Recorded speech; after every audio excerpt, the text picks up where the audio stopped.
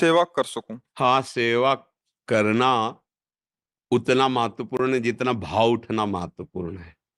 समझ रहे ना? आपके अंदर जैसे भाव है कि ऐसा-ऐसा करूँ, ऐसा-ऐसा करूँ, आपकी उन्नति हो जाएगी।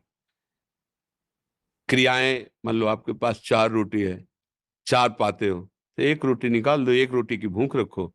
उसमें से चिड़िया, पंछी, गऊ किसी को भी दे दो। आए हुए भूखे अतिथि, किसी साधु महात्मा किसी को भी दे दो। आपकी वो 1 रोटी दूसरे के करोड़ों मन अन्नदान के बराबर नहीं होगी, क्योंकि आप उतनी सामर्थ्य वाले हैं और आपका भाव बहुत है। बस वो भाव काम कर जाएगा, समझ रहे हो? और अगर कहीं नाम-वाम की प्राप्ति के लिए हो, जैसे आजकल लोग पंखा लगवाते हैं तो पंखुड़ी में जिला, नंबर पूरा सब दे देते ना, एक पंखा लगाया और पूरा नाम और पूरा मतलब पूरा पता उसी में लिखा हुआ है। ये सब केवल मलिनता है, अहंकार की मलिन, ये सब नहीं।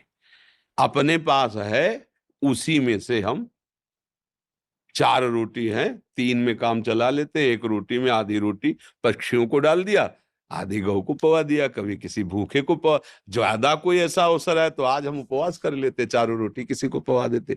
इससे बड़ा कोई दान नहीं, ध्यान रखना। एक बार एक मुदगल नाम के ऋषि थे, वो सीलोंच वृत्ति से जीते थे। सीलोंच कहते हैं, ये शास्त्रीय शब्द है। जैसे किसान अपनी फसल काट ले जाता है, फिर जो बालियां और दाने पड़े रहते हैं उसे सीला कहते हैं, सील। और बाजार में जहां अन्न बेचा जाता है वहां से सब उठ गया, अब जो दाने पड़े रहते हैं उसे उंच कहते हैं। सील और उंच, इन दोनों वृत्ति से वो अन्न इकट्ठा करते थे। तो बड़ी मेहनत के बाद मान लो 15 किलो लगभग हुआ, इससे ज्यादा नहीं, क्योंकि किसान तो सब अपना ले गया।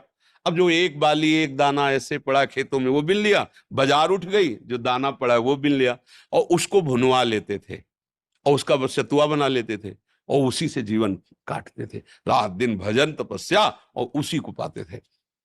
पर उनका ये नियम था, अगर उनके पास कोई आ गया तो भूखा नहीं जाने देते थे। अब एकांत जंगल में रहते थे, ऐसे कोई जल्दी आता ही नहीं था।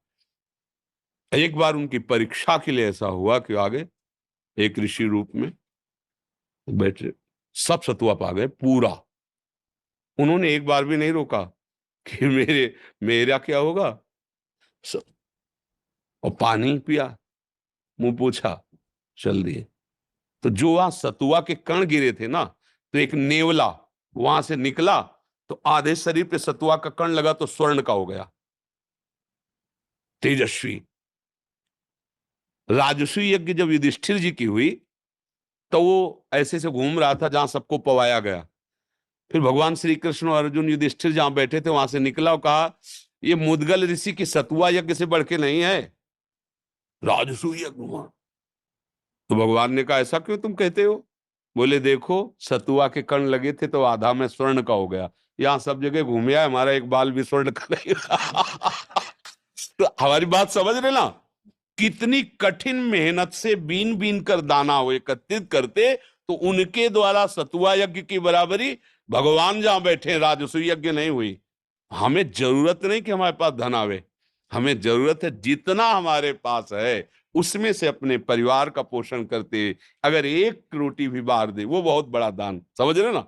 आपका भाव होना चाहिए। संपत्ति खास बात नहीं है, खास बात भाव है। भाव है ना, तो भगवान आपकी हर सेवा स्वीकार कर रहे हैं। काश हमारे पास ऐसा होता तो भगवान को फूल बंगला बनाता, प्रभु उसमें बैठते, 56 भोग। अब लग रहा है, हो रहा है, आपको इसका फल मिलेगा। ये कलयुग का विशेष प्रताप है। कलिकर एक पुनीत प्रतापा, मानस पुण्य होई और नहीं पापा। तो इसलिए धन की आकांक्षा तो मत करो, पर भाव जो है उसमें जो है उसको सुरक्षित रखो, ये आपको लाभ प्रदान करेगा।